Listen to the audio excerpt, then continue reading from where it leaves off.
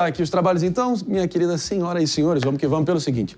O que parecia uma queda de braço ali incessante entre Congresso e governo, pelo visto, está caminhando por um desfecho. Pelo seguinte, as novas regras para o acesso a armas de fogo e, claro, as restrições que vão incidir a clubes de tiros, parece que estão sendo ali pacificadas e chegadas a um entendimento. O presidente Lula tinha feito um decreto, como vocês lembram, os parlamentares, claro que não gostaram de tanta restrição sendo imposta e já estavam ali prontos para votarem. Mas foi aí que o Planalto decidiu refazer o texto. O que ficou pactuado basicamente? Por exemplo, os clubes de tiro que já estão instalados próximos de escolas e creches não vão precisar mais se mudar de localização. Vale a pena mencionar também, meu caro e respeitável público, que também, por exemplo, a exigência para que atiradores participem de treinos e competições a cada 12 meses será também suavizada. Claro que um treinamento é mais do que necessário, mas, claro, com mais tempo ali de flexibilidade. É um decreto corretivo, como tem sido descrito, citado até pelo próprio Jacques Wagner, meu caro Palumbo. Ele que é senador pelo PT da Bahia, acho que basicamente só prova que até os governistas sabem que o decreto original era literalmente um tiro no pé. O que você acha? Exatamente, Aquilo foi um absurdo. Eu nunca vi um negócio desse na minha vida. Você falar que não pode ter um clube de tiro perto de escola. Qual é a lógica disso? Qual é os índices de que aumentaram os crimes, que alguém matou ali nas imediações, que um CAC fez isso? Então, é um preconceito tremendo. Agora, biqueira em porta de escola pode, Aí ninguém fala nada, a gente não vê ninguém do governo falando.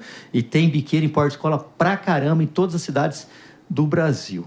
Quanto ao esporte, tem muita gente que acaba fazendo o tiro por esporte, porque ele desestressa, é gostoso. Tem gente que vai até para as Olimpíadas, Então, esse governo, ele quis cercear o direito das pessoas de fazer esporte, do empresário e de todas as pessoas que têm o direito e a liberdade de se defender. Até porque tem critérios também em relação aos clubes de tiro, Eles precisam, principalmente os indoors, em relação ali ao estopim das balas, o barulho que é provocado. Então, tem uma série de questões acústicas também que são passíveis de atuação caso... Quem está fora do clube de tiro na calçada não escuta os tiros. É isso aí. Não escuta. Agora, Pepe, eu aprendi desde cedo que, de vez em quando, vale mais um mau acordo do que uma boa briga. Pelo visto, eu acho que o governo acabou ali percebendo de que estava contaminando o que efetivamente é uma pauta prática com viés ideológico e ali entrando em rota de colisão com os representantes do povo, deu no que deu. Acho que, pelo visto, parece um desfecho até positivo, respeitando como funciona o nosso sistema. O que você acha? Não, certamente, Marinho. Isso faz parte da democracia, Quem tem opinião que é implementada 100% são ditadores, são governos autoritários. É Venezuela, é Cuba, é China. Faz parte da democracia você negociar, Não tanto o texto 100% da oposição, nem tanto o texto 100% do governo. E a democracia nada mais é do que você encontrar aquele espaço comum, negociável. Então foi bom, ainda bem que o Senado voltou atrás no decreto legislativo e ainda bem que o governo voltou atrás no decreto presidencial e até segunda-feira será publicado um novo decreto contemplando também alguns pontos da oposição e da bancada armamentista. Eu acho alguns pontos razoáveis. Também eu acho um absurdo, se você for imaginar sob o aspecto do direito, você imaginar que um clube de tiros que foi instalado, teve um investimento elevado, tivesse um prazo para sair do local. Então, essas regras deveriam valer para os novos clubes de tiros. Agora, o Palumbo, mais uma vez, usa uma comparação completamente errada, completamente equivocada, que é comparar clube de tiro com biqueira. A biqueira é ilegal. A biqueira só existe porque, infelizmente, as nossas forças policiais e o nosso Estado não conseguem combater as biqueiras. Não coloca a polícia nisso aí, não. Não consegue combater as biqueiras. Políticos. Não consegue combater as biqueiras porque usa a mesma tática de guerra às drogas que você defende e não resolve nada. Para de falar besteira, meu. Vamos trazer aqui a nossa querida convidada de hoje, esperando pacientemente. Você quer liberar as drogas, tem biqueira pra tudo quanto é canto. E a culpa não é de polícia, não. A culpa é de político que não quer legislar pra ter uma legislação mais pesada contra os traficantes. Biqueira é ilegal. Claro. A biqueira já é ilegal. Agora o cara vai pra cadeia e sai na audiência de custódia. A culpa é da polícia? No Brasil. A culpa é da polícia? Também. Você prende um traficante, ele sai na audiência de custódia. A culpa é da polícia? Também. A culpa é da polícia que tem progressão de regime, saidinha. A culpa é da polícia? Já é ilegal. Não é da polícia. Biqueira, ponto de compra e venda de drogas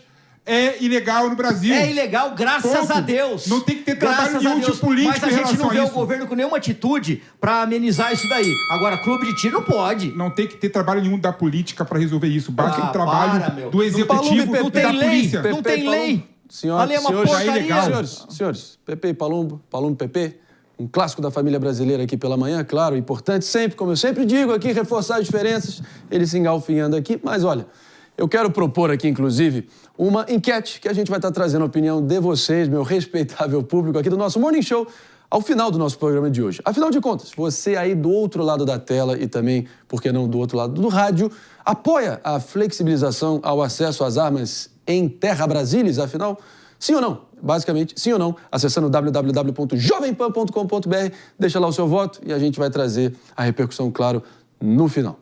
Ana Bia, minha querida, de vez em quando os decretos acabam sendo soluções ruins e temporárias e acho que vale a pena essa... De vez em quando o cabo de guerra acaba gerando bons resultados e um diálogo mais fluido e constante com o Congresso acaba gerando resultados mais duradouros. É por aí? Com certeza, Marinho. Nós estamos vendo um exemplo de que o diálogo é melhor do que esse cabo de guerra que o Executivo e o Legislativo têm travado nos últimos meses. Vê-se que eles vão chegar aí a um denominador comum, trazer uma regra que funcione para os dois lados, para todos os interesses que estão sendo colocados e, de alguma forma, coloca um pouco de panos quentes em tanta inflamação que Executivo e Legislativo têm trazido um contra o outro. Então, eu acho que é um passo importante e espero que se repita com maior frequência, porque, afinal, o diálogo é a solução e a base de tudo. Muito bem colocado, como esperado, como sempre. A gente segue em frente aqui. David, você mesmo levantou essa bola e vou deixar você introduzir o próximo assunto aqui da nossa pauta, que é o seguinte. Quase toda semana a gente vê uma notícia de fuga de presos. Está virando esporte modalidade olímpica daqui a pouco. Mas, dessa vez até o detento conseguiu pular o muro e foi filmado. Que história é essa? Exatamente. O caso aconteceu em Sorocaba. Acho que a produção até separou um vídeo para que a gente possa mostrar, porque uma pessoa avistou esse preso fugindo e aí tem a imagem. Temos as imagens aí? Vamos lá. Para o pessoal que está na rádio acompanhando, a gente vê o detento aí correndo, trotando. Ali, me corrija se eu estiver errado, David, mas já imagino, claro que no entorno ali da situação e, enfim, do foco. Foi logo depois que ele fugiu da penitenciária, pulou um muro de pouco mais de 4 metros. Esse caso aconteceu em Sorocaba. E aí os policiais penais foram em busca dele. Só que a pessoa que está filmando essa ação, até ela questiona, os policiais penais, se eles estariam armados. E não, eles não estavam armados. Um deles até teve que pular num córrego completamente poluído para conseguir recapturar esse preso que estava no regime semiaberto e agora vai retornar para o regime fechado, segundo a Secretaria de Administração Penitenciária. Mas esse fato chama bastante atenção, porque os policiais penais ainda está para sair a regulamentação deles. O caso está sendo discutido na LESP, o projeto de lei que trata sobre essa questão na Assembleia Legislativa de São Paulo recebeu mais de 80 emendas, mas os policiais penais eles não podem andar armados. E ainda há pouco a gente estava falando sobre o armamento, e os policiais penais que têm a função de recapturar os presos, caso eles fujam, não podem andar armados. Então, realmente é uma inversão da situação de valores. Palumbo, olha essa situação olha, confesso pra você aqui, pulada de cerca eu já vi sendo filmada várias vezes. Agora, pulada de muro, filmada ali no celular, eu acho que é a primeira vez. O que você acha? Isso aí é muito comum, Infelizmente, acontece quase que diariamente fugas aqui no Brasil. A gente lamenta muito, O policial penal, David, eu vou respeitosamente discordar de você, ele pode andar armado sim, ele é polícia penal, ele pode andar armado. Eu não sei se o Estado está oferecendo as armas para ele, mas os presos, quando eles estão ali no convívio, e aí um policial penal tem que entrar lá, eles geralmente guardam a arma, justamente para não ser pegos de refém, e essa arma virar um objeto perigoso aí na mão de criminosos. Mas a gente vê diversos aí policiais penais andando armado, inclusive com submetralhadoras, quando fazem escolta, quando leva para o fórum. O que a gente precisa aqui em São Paulo, urgentemente, é a valorização dessa categoria. A gente não pode ter déficit de policiais penais porque acontece isso daí. A gente não pode ter falta de material como viatura, equipamentos, munição antimotim, treinamento, porque acontece isso aí. A culpa é dos policiais penais? Não, a culpa não é dos policiais penais. A culpa é do governo, que não investe nessa polícia aí. Ela sempre fica às margens da polícia civil e da polícia militar. Parece que eles não existem para o governo. E isso é um absurdo. Mas muitos sofreram sanções pelo fato de andarem armados. Até um deles foi preso por conta que estava andando armado. Absurdo, né? Absurdo, né? Ana Bia, PP, sua opinião em relação a isso? Acho que o caso mais simbólico do ano talvez tenha sido Mossoró, com contornos até mais dramáticos, e o impacto na política pública como um todo foi, enfim, uma explosão de revisão de conceitos para as autoridades. Mas, até em casos menores, basta um, né? Basta um ter essa ousadia. O que você achou? Pelo visto, não resolveu muita coisa, dado que as fugas continuam a acontecer. Acho que Mossoró foi algo que chamou tanta atenção, a gente falou tanto sobre isso, sobre a necessidade de se investir em polícia e inteligência. Em Mossoró, inclusive, tinha aquela questão das câmeras não estarem funcionando. Então, assim, é um sucateamento do sistema dos presídios como um todo. E a gente vê que aconteceu tudo o que aconteceu e a pessoa consegue continuar fugindo a pé, correndo. É muito lamentável, assim. É algo que a gente precisa realmente se aprofundar para tentar resolver de uma forma eficiente, porque ficar só tapando buraco. A câmera estava quebrada, conserta a câmera. Aí em outro presídio o cara foge a pé. E assim, sucessivamente, bandidos vão sendo colocados na rua e nós ficamos à mercê disso. É por aí, PP? Concordo com a Bia, mas discordo completamente do Paloma e do David. Né? O que eu acho impressionante... Surpresa! O que eu acho impressionante é que a solução do Paloma e do David é armar as pessoas... Resolve todos os problemas. Porque o policial se todo mundo andar armado, né, resolveria todos os problemas. Existe uma lógica por trás. Eu posso até discutir a lógica se está certo ou não. Aí vamos fazer uma discussão mais profunda. Mas existe uma lógica porque os policiais penais não andam armados. Porque se um presidiário render um policial penal, o que vai acontecer é que vai colocar em xeque todo o sistema. Não, eles todo não o sistema. É só quando está no convívio, não nas muralhas e outros locais. Essa é a questão. O nosso problema, e eu volto a falar, é que a gente não discute essa questão do sistema penitenciário do Brasil de uma forma séria. É claro que o problema das fugas dos presos é porque o Estado não dá mais conta de fazer manutenção, conservação e fiscalizar por conta própria os presos. Nós temos que ter modelos muito mais modernos de contratualização pública, como as parcerias público-privadas, não é? O meu modelo de prisão, por exemplo... claro. O meu modelo de prisão... David calma, gente, calma. O meu modelo de prisão... Vai que é sua, O meu modelo de prisão, pelo menos, né, na minha ótica, né, é o menor número de contato entre o policial penal e o presidiário, né?